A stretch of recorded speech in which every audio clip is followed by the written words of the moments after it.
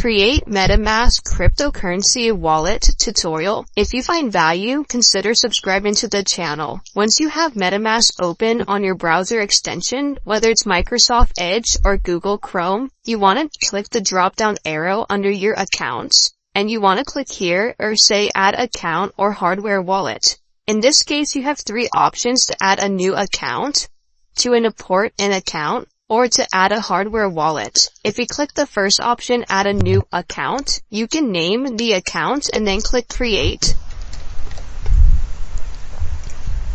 Now, as you can see, if I click the drop down arrow, I have three accounts. And this account that I just created, named 000, has successfully been created. The other way to click add account or hardware wallet, let's click option number 2, which is import account. Now this is different because it says imported accounts won't be associated with your MetaMask SEC recovery phrase or security phrase, and you can select a type of the accounts that you want to import as far as the private key or the JSON file. And then here it's asking you to enter your private key, and you can click import. The third option is to add a hardware wallet.